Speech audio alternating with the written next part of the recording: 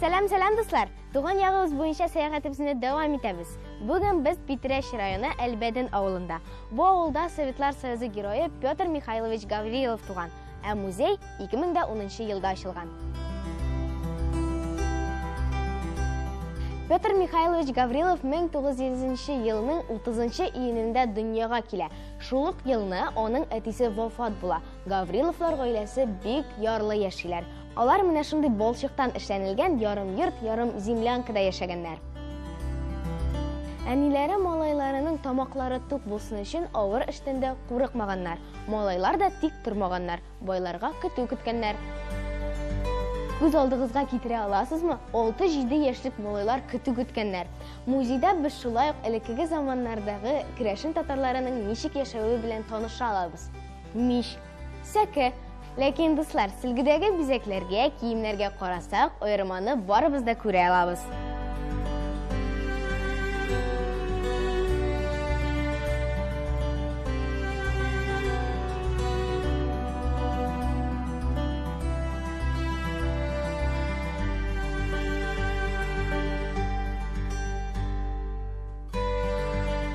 Гавриловлар гаиләсендә иң кыйммәтле әйбер бакыр самовар булган. Ләкин аны да әниләре җир налогы түләмәгән өчен алпавыт алып китә. Ә алпавытның кем икәнен беләсезме, дуслар? Ул авыл җирендәге иң бай кеше булган. Гаврилов 8 яшендә Чиркәү мәктәбенә укырга керә. Анда 4 ел укый, ә 14 яшендә Казанга китә. Ләкин ул эшкә урнашыр өчен үзенә 15 яшь дип әйтә. Ул урам себерүче дә, ипи пешерүче булып та, заводта да эшли. Бер эштән дә курыкмый.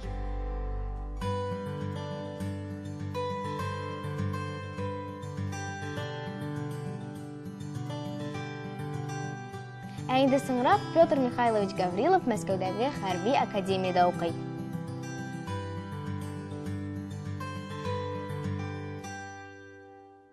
Бөек Ватан сугышы башланганда Петр Гаврилов Брест крепостендә майор буларак хезмәт итә. Брестта беренче ату тавышлары яңгыраганда әле караңгы була. Тирә-якта истетен, ут ялкын, кот очкыч тавышлар. Кешеләр кая барырга белмичә чабышалар. Гаврилов тиз арада үз тирәсендә командирлар, 30-га якын солдат җыя. Алар хәрби корал сакланган складларга таба юнәләләр.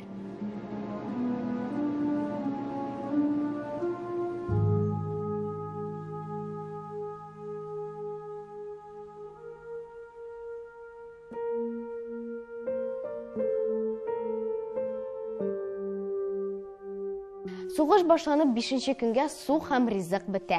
Балаларны, хатын-кызларны, олыларны фашистлар төяп концлагерларга алып китәләр. 30-нчы көнгә Брест крепостендә берничә кеше кала.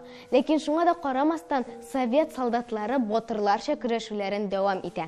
Ә Гитлер армиясе бу крепостне берничә көндә алырга планлаштырган була. Петр Гаврилов солдатлар белән бер рәттән батырларча көрәшә. Һәм хәлсезләнеп, бер үзе атлар абзарында кала. Ул анда хәтта атлар ризыгында ашый. Соңгы гранатасын ыргыткач, аны пленга алалар. Ул вакытта инде ул ярым үлем хәлендә була. Немец генералы мондый батырны үтерергә ярамый ди. Аны юындырырга һәм госпитальгә салырга боера. Һәм аның батырлыгын үзенең солдатларына үрнәк итеп күрсәтә. Гаврилов үзенең чын фамилиясын һәм майор икәнен немецларга әйтми. Концлагерда ул 4 елын үткәрә. Анда ул гади солдат булып, Галкин фамилиясе астында йөри.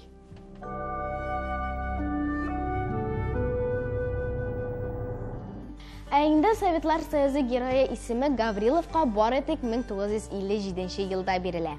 Һәм тагын шуны әйтәсем килә, дуслар. Брест крепостендә көрәшкән бары тик 2 кеше генә бу исемгә лаек була. Музейда без шулай ук Гавриловның хатлары һәм шәхси әйберләре белән таныша алабыз.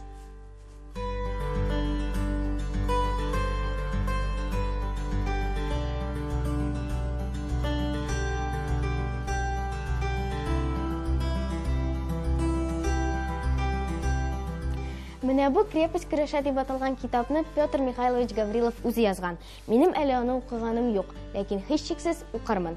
Дуслар, батырларны онытмас өчен сезгә дә укырга киңәш итәм.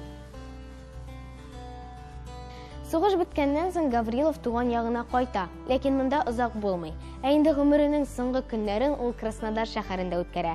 Үзенең васыяте буенча Петр Михайлович Гавриловны Брестта җирлиләр. Ә менә бу кирпечләр белән туфракны Брест мемориалы хезмәткәрләре музейга бүләк иткәннәр. Сугыш кырында ятып калган батырларны, арабыздан киткән ветераннарны, концлагерьдә вафат булганнарны онытмау безнең бурыч, дуслар. Туган як тарихын өйрәнегез, батырларны онытмагыз. Сау булыгыз.